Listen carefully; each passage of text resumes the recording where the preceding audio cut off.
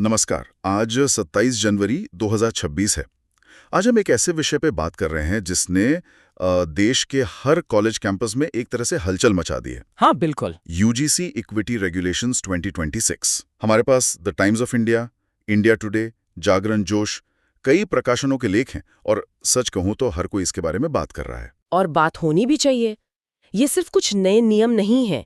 ये नियम कैंपस के अंदर के मतलब सोशल और एकेडमिक माहौल को पूरी तरह से बदलने की क्षमता रखते हैं। सवाल बस ये है कि ये बदलाव अच्छा होगा या कुछ और ही होगा। बिल्कुल। और हमारा मिशन आज इन नियमों की तह तक जाना है। ये सिर्फ क्या है ये नहीं, बल्कि इनका असली मतलब क्या है, इनसे जुड़े विवाद क्यों इतने गहरे हैं, और सबसे जरूरी, एक छात्र की रोजमर्रा की जिंदगी पर इसका क्या असर पड़ेगा। हाँ, चलिए इस पर एक गहरी और कह सकते हैं बेबाक चर्चा करते हैं। चलिए शुरू से शुरू करते हैं। इन नियमों का असल मकसद क्या है? क्या ये पुराने नियमों का बस एक नया वर्जन है या कुछ बिल्कुल अलग है? देखिए, ये 2012 के नियमों का अपडेट तो है, लेकिन ये उससे कहीं ज्यादा है। 13 जनवरी 2026 को जब यूजीसी ने promotion of equity in higher education institutions regulations 2026 को नोटिफाई किया, तो उनका घोषित लक्ष्य था कॉलेजों और विश्वविद्यालयों से हर तरह के भेदभाव को मतलब जड़ से खत्म करना। हर तरह का भेदभाव, ये सुनने में तो बहुत बहुत व्यापक लगता है। और ये है भी। यहाँ दिलचस्प बात यही है कि ये नियम सिर्फ साफ-साफ दिखने वाले जातिगत भेदभाव तक ही सीमित नहीं है। अच्छा। इनमें अप्रत्यक्ष भेदभाव भी शामिल हैं। मतलब ऐसी नीतियां जो सतह पर तो निष्पक्ष दिखती हैं, पर उनका असर किसी खास समूह पर ज्यादा बुरा पड़ता है। बिल्कुल। और इसका दायरा भी बहुत बड़ा है। जाति के अलावा ये धर्म, लिंग, विकलांगता, जन्मस्थान और कई दूसरी पहचानों पर आधारित भेदभाव को भी कवर करते हैं। तो ये 2012 के नियमों से एक बहुत बड़ा लीप है, कह सकते हैं। बहुत बड़ा। तो इस बड़े लक्ष्य को हासिल करने के लिए जमीन पर क्या बदला जा रहा है? मेरा मतलब है, कैंपस में क्या नए स्ट्रक्चर दिखाई देंगे? यहीं पर सबसे बड़ा बदलाव है। हर संस्थान में एक इक्वल अपॉर्चुनिटी सेंटर यानी ईओसी बनाना होगा। ईओसी? हाँ, जो शिकायतों, निगरानी और जागरूकता के लिए एक सेंट्रल हब जैसा होगा। एक मिनट रुकिए, ये सुनने में सिर्फ एक और कमेटी बनाने जैसा तो नहीं लग रहा? हमारे सूत्र इशारा कर रहे हैं कि ये हर कैंपस के अंदर एक तरह की मिनी न्यायिक प्रणाली, एक क्वाजी जुडिशियल सिस्टम स्थापित करने जैसा है। आपकी बात बिल्कुल सही है। ये बहुत बड़ा बदलाव है। ये कितना बड़ा बदलाव है? ये एक मिनी न्यायिक प्रणाली जैसा ही है। सोचिए, पहले शिकायतें डीन के ऑफिस में फाइलों में दब सकती थीं या अनसुनी रह जाती थीं। अब एक समर्पित 24/7 सिस्टम होगा जिसकी सीधी जवाबदेही यूजीसी के प्रति होगी। कैंपस के अंदर जो शक्ति का संतुलन है ना, वो पूरी तरह से बदल रहा है। अच्छा। इस ईओसी के तहत एक इक्विटी कमेटी होगी जो शिकायतों की जांच करेगी, और कैंपस में नजर रखने के लिए इक्विटी स्क्वाड्स और एम्बेसडर्स भी होंगे। और शायद सबसे अहम बात, एक 24/7 हेल्पलाइन और ऑनलाइन शिकायत पोर्टल। बिल्कुल। मतलब अब किसी को शिकायत करने के लिए डीन के ऑफिस के खुलने का इंतजार नहीं करना पड़ेगा। और अगर हम इस प्रणाली की आत्मा को देखें तो वो इक्विटी कमेटी की बनावट में है। वो कैसे? नियमों में साफ लिखा है कि इस कमेटी में अनुसूचित जाति यानी एससी, अनुसूचित जनजाति एसटी, ओबीसी, हाँ, अन्य पिछड़ा वर्ग, महिलाएं और विकलांग व्यक्तियों का प्रतिनिधित्व अनिवार्य होगा। तो इससे ये सुनिश्चित होता है कि निर्णय लेने की प्रक्रिया में उन समूहों की आवाज शामिल हो जिन्हें ऐतिहासिक रूप से हाशिए पर रखा गया है। एग्जैक्टली। ठीक है, तो ये पूरी मशीनरी तैयार कर दी गई है।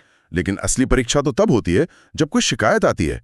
ये मशीनरी कितनी तेजी से काम करती है, क्योंकि हम सब जानते हैं justice delayed is justice denied. और शायद इसीलिए प्रक्रिया को असाधारण रूप से तेज बनाया गया है। शिकायत मिलने के 24 घंटे के अंदर इक्विटी कमेटी को बैठक करनी होगी। सिर्फ 24 घंटे? हाँ, और सिर्फ 15 कामकाजी दिनों के अंदर उन्हें अपनी जांच रिपोर्ट देनी होगी। 15 दिन? ये तो सरकारी प्रक्रियाओं के हिसाब से लगभग मतलब रोशनी की रफ्तार है, कह सकते हैं। और रिपोर्ट आने के 7 दिनों के भीतर संस्थान को उस पर कार्रवाई करनी होगी। लेकिन कॉलेजों को इसे गंभीरता से लेने के लिए क्या मजबूरी है? 2012 के नियमों में भी तो कुछ दंड थे, पर उनका ज्यादा असर नहीं हुआ। इस बार क्या अलग है? इस बार दांव बहुत ऊंचे हैं। 2012 में सजा ज्यादातर कह सकते हैं सिंबॉलिक थी। अब यूजीसी सीधे आपकी जेब पर हाथ डाल सकती है। मतलब फंडिंग रोककर? हाँ, फंडिंग रोककर। और अगर बात उससे भी ना बने तो वो आपकी डिग्री प्रोग्राम को ही अवैध घोषित कर सकती है। मतलब छात्रों को दी गई डिग्री की कोई कीमत नहीं रहेगी? बिल्कुल। और सबसे बड़ी कार्रवाई के तौर पर संस्थान को यूजीसी की मान्यता प्राप्त सूची से भी हटाया जा सकता है। बाप रे। ये किसी भी शैक्षणिक संस्थान के लिए एक तरह से मौत की सजा जैसा है। तो अब संस्थानों के पास इन नियमों को नजरअंदाज करने का कोई विकल्प नहीं बचा है? कोई विकल्प नहीं है। इतनी सख्ती और इतने ऊंचे दाव तो ये लाजमी है कि इसका विरोध भी होगा। हमारे हाथ लगे लेखों में देश भर में हो रहे विरोध प्रदर्शनों और सुप्रीम कोर्ट में दायर एक PIL का भी जिक्र है। आखिर विवाद के मुख्य बिंदु क्या है? लोगों को किस बात पर आपत्ति है? देखिए, सबसे पहली और बड़ी आपत्ति नियमों में दी गई भेदभाव की परिभाषा को लेकर है। परिभाषा? हाँ, नए नियमों में जाति आधारित भेदभाव को मुख्य रूप से SC, ST, OBC छात्रों पर केंद्रित करके परिभाषित किया गया है। अच्छा। तो आलोचकों का कहना है कि यह परिभाषा एक तरफा है। इसमें सामान्य श्रेणी के छात्रों के खिलाफ होने वाले भेदभाव या शिकायतों से सुरक्षा का कोई जिक्र नहीं है। ओके, तो ये एक तरफा होने का आरोप है। लेकिन जो सबसे ज्यादा शोर सुनाई दे रहा है वो तो किसी ऐसी चीज को लेकर है जो इन नियमों में है ही नहीं। आप बिल्कुल सही जगह पहुंचे हैं। सबसे बड़ा विवाद है झूठी या दुर्भावनापूर्ण शिकायतों पर किसी भी स्पष्ट दंड का न होना। अच्छा, ये बात है। हमारे सूत्रों से पता चलता है कि जो शुरुआती ड्राफ्ट था उसमें झूठी शिकायतों पर दंडात्मक कार्रवाई का प्रावधान था, लेकिन अंतिम अधिसूचना में उसे हटा दिया गया। लेकिन एक मिनट रुकिए, क्या इसका एक दूसरा पहलू नहीं हो सकता? हो सकता है कि एक्टिविस्ट ने यह तर्क दिया हो कि अगर झूठी शिकायतों पर सजा होगी तो जो असल में पीड़ित हैं वो शिकायत करने से डरेंगे। उन्हें हमेशा ये डर रहेगा कि कहीं उनकी सच्ची शिकायत को झूठा बताकर उल्टा उन्हीं पर कार्रवाई ना कर दी जाए। क्या ये एक जायज डर नहीं है? ये एक बहुत जरूरी सवाल है और यही इस पूरी बहस का केंद्र है। कोई भी ये नहीं कह रहा कि पीड़ितों को सुरक्षा नहीं मिलनी चाहिए। इरादा शायद यही था कि सबसे कमजोर आवाज को बिना किसी डर के अपनी बात रखने का मौका मिले। राइट। लेकिन आलोचकों का कहना है कि इस प्रक्रिया में नियमों से एक जरूरी सुरक्षा कवच हटा दिया गया है। यह सुरक्षा और संतुलन के बीच एक बहुत ही नाजुक रस्सी पर चलने जैसा है और कई लोगों को लगता है कि बिना दंड के प्रावधान के ये संतुलन बुरी तरह बिगड़ गया है। और इन सब के अलावा ये सब कागज पर तो बहुत अच्छा लगता है, 15 दिन में रिपोर्ट, 7 दिन में एक्शन, लेकिन क्या ये असल में मुमकिन है? मुश्किल है। मुझे तो ये एक ब्यूरोक्रेटिक नाइटमेयर जैसा लग रहा है। क्या शिक्षाविद भी ऐसा ही सोच रहे हैं? बिल्कुल। ये विवाद का तीसरा बड़ा मुद्दा है क्रियान्वयन। कई शिक्षाविदों को डर है कि इतनी तेज समय सीमा और भारी निगरानी प्रणाली अकादमिक स्वतंत्रता और कैंपस की स्वायत्तता को खतरे में डाल सकती है। और एक और व्यवहारिक पहलू है जिस पर ज्यादा बात नहीं हो रही। क्या? गोरे छोटे और कम फंड वाले कॉलेजों का क्या होगा? सही पॉइंट है। मतलब सोचिए, एक छोटे शहर या कस्बे का कॉलेज जिसके पास पहले से ही संसाधनों की कमी है। हाँ। वो इतनी मजबूत और महंगी प्रणाली, एक EOC, एक 24 घंटे हेल्पलाइन, प्रशिक्षित जांचकर्ता कैसे लागू करेगा? ये नियम मानकर चलते हैं कि हर संस्थान के पास दिल्ली विश्वविद्यालय जैसे संसाधन हैं, जो कि सच नहीं है। इससे एक और असमानता पैदा हो सकती है। बिल्कुल। तो चलिए इन नियमों को अब क्लासरूम और हॉस्टल तक ले चलते हैं। देखते हैं कि ये एक छात्र की रोजमर्रा की जिंदगी पर कैसे असर डाल सकते हैं। ठीक है। पहला उदाहरण लेते हैं एक वास्तविक भेदभाव के मामले का, जिसके लिए शायद ये नियम बनाए गए हैं। ठीक है। मान लीजिए राहुल एक SC श्रेणी का PhD स्कॉलर है। उसका सुपरवाइजर उसे बार बार कहता है कि तुम कोटे से आए हो, रिसर्च तुम्हारे बस की नहीं है, और उसके काम को बिना देखे खारिज कर देता है। पुरानी व्यवस्था में राहुल शायद चुप रह जाता या किसी से कहने में डरता। बिल्कुल। लेकिन नए नियमों के तहत उसे चुपचाप सहने की जरूरत नहीं है। वो अपने हॉस्टल के कमरे से ऑनलाइन पोर्टल पर अपनी शिकायत दर्ज कर सकता है। उसे ये भरोसा है कि 24 घंटे में कमेटी बैठेगी और 15 दिनों के भीतर जांच की उम्मीद कर सकता है। ये उसे एक तरह की सुरक्षा और आत्मविश्वास देता है। तो ये चुपचाप सहने की संस्कृति को तोड़ने की क्षमता रखता है। हाँ, बिल्कुल। ये तो इसका सबसे सकारात्मक पहलू हुआ। लेकिन अब उस स्थिति की बात करते हैं जो इतनी साफ नहीं है, जिसे हम ग्रे एरिया कह सकते हैं। ओके। मान लीजिए अनन्या जो सामान्य श्रेणी से है और आयशा जो OBC से है, एक ग्रुप प्रोजेक्ट पर काम कर रही हैं। प्रोजेक्ट की डेडलाइन पास है और काम ठीक नहीं हो रहा। बहस में अनन्या आयशा से कहती है, तुम्हारा काम बहुत कमजोर है, इसकी वजह से हमारे ग्रेड्स नीचे चले जाएंगे। अब यहाँ स्थिति जटिल हो जाती है।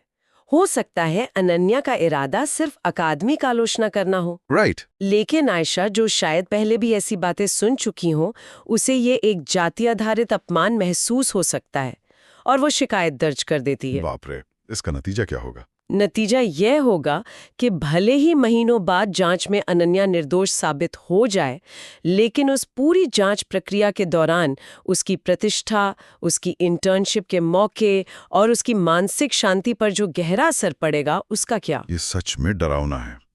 इसका मतलब तो ये हुआ कि छात्र असल फीडबैक देने से भी कतराएंगे। हाँ, आप किसी के काम को कमजोर भी नहीं कह सकते, क्योंकि पता नहीं उसका मतलब क्या निकाल लिया जाए। बिल्कुल। और ये डर तब और बढ़ जाता है जब हम सबसे विवादास्पद स्थिति की बात करते हैं, यानी जब इन नियमों का जानबूझकर दुरुपयोग किया जाए। हाँ, एक और उदाहरण लेते हैं। हॉस्टल चुनाव में विक्रम, जो एससी श्रेणी से है, अपने प्रतिद्वंदी रोहित, जो सामान्य श्रेणी से, उससे हार जाता है। ठीक है। हार की कड़वाहट में बदला लेने के लिए विक्रम रोहित के खिलाफ जातिगत भेदभाव की एक मनगढ़ंत और झूठी शिकायत दर्ज करा देता है। कोई गवाह नहीं, कोई सबूत नहीं, सिर्फ एक आरोप। और क्योंकि झूठी शिकायत पर कोई सजा नहीं है, विक्रम को कोई डर भी नहीं है। बिल्कुल। लेकिन रोहित को महीनों तक चलने वाली जांच प्रक्रिया से गुजरना पड़ेगा। उसे खुद को निर्दोष साबित करना होगा। भले ही अंत में वो बेदाग निकले, लेकिन तब तक उसके प्रतिष्ठा को जो नुकसान होगा, हॉस्टल और क्लास में उसे जिस नज़र से देखा जाएगा, उसकी भरपाई करना बहुत मुश्किल है। ये छात्रों के बीच डर और ध्रुवीकरण का माहौल बना सकता है। हाँ, एक कैटेगरी बनाम कैटेगरी की भावना पैदा हो सकती है, जो कैंपस के सामाजिक ताने बाने के लिए बहुत खतरनाक है। तो इसका असर सिर्फ छात्रों के आपसी रिश्तों पर ही नहीं, बल्कि क्लासरूम के अंदर होने वाली पढ़ाई पर भी पड़ सकता है। निश्चित रूप से। और शायद ये इसका सबसे खतरनाक दूरगामी असर हो सकता है। वो कैसे? सोचिए, समाज शास्त्र की एक कक्षा में कोई प्रोफेसर आरक्षण नीति के पक्ष, विपक्ष और उसके सामाजिक आर्थिक प्रभावों जैसे अलग-अलग दृष्टिकोणों पर एक खुली चर्चा करवा रहा है। ये तो एक अच्छी अकादमिक बहस है, आलोचनात्मक सोच को बढ़ावा देने के लिए जरूरी है। ऊपरी तौर पर हाँ, लेकिन इस नए माहौल में हो सकता है कि कुछ छात्र प्रोफेसर की किसी बात को या किसी दूसरे छात्र के तर्क को आरक्षण विरोधी मानकर उनके खिलाफ शिकायत दर्ज कर दे। अच्छा? इसका नतीजा क्या होगा? प्रोफेसर अगली बार से ऐसी किसी भी संवेदनशील विषय पर चर्चा करने से बचेंगे। इतिहास, राजनीति विज्ञान, समाजशास्त्र जैसे विषय जो हैं ही विवादास्पद मुद्दों पर बहस के लिए, वो बिल्कुल सुरक्षित और सैनिटाइज्ड हो जाएंगे। हाँ। पढ़ाई सिर्फ सही जवाब देने तक सीमित रह जाएगी। तो एक तरफ ये नियम कैंपस को सुरक्षित और समावेशी बनाने की जबरदस्त क्षमता रखते हैं, खासकर उन छात्रों के लिए जिन्हें ऐतिहासिक रूप से भेदभाव और चुप्पी का सामना करना पड़ा है। उन्हें एक मजबूत और तेज आवाज मिलती है। हाँ। और दूसरी तरफ दुरुपयोग की संभावना, अभिव्यक्ति की स्वतंत्रता पर चिलिंग इफेक्ट और साथियों के बीच अविश्वास का माहौल बनने का एक गंभीर खतरा भी है। हमारे हाथ लगे एक लेख में इसकी बहुत अच्छी उपमा दी गई है कि ये नियम एक दो-धारी तलवार की तरह है। सही हाथों में ये सुरक्षा करते हैं और गलत हाथों में ये गहरा नुकसान पहुंचा सकते हैं। तो ये पूरी तरह से इस पर निर्भर करता है कि इसे लागू कैसे किया जाता है। हाँ। और इसका इस्तेमाल कौन और किस नियत से कर रहा है। हाँ, ये नियम के बारे में कम और उसे इस्तेमाल करने वाले की नीयत के बारे में ज्यादा है। बिल्कुल। और यही हमें एक बहुत महत्वपूर्ण सवाल पर सोचने के लिए छोड़ देता है। इस पूरी चर्चा के बाद मेरे दिमाग में भी एक सवाल घूम रहा है। हम समानता लाने के लिए कैंपस में नियम और निगरानी के इतने मजबूत ढांचे बना रहे हैं, पर क्या हम अनजाने में एक ऐसा माहौल बना रहे हैं जहां छात्र और शिक्षक डर की वजह से एक दूसरे से दूरी बना लेंगे? हाँ, बहुत जरूरी सवाल है। क्या सिर्फ नियम एक सच्चा समावेशी माहौल बना सकते हैं, या इसके लिए एक गहरे सांस्कृतिक बदलाव की भी जरूरत है, जहां लोग नियमों के डर से नहीं बल्कि आपसी सम्मान की वजह से एक दूसरे के साथ सही व्यवहार करें? ये वो सवाल है जिस पर शायद कैंपस में हर किसी को सोचना पड़े।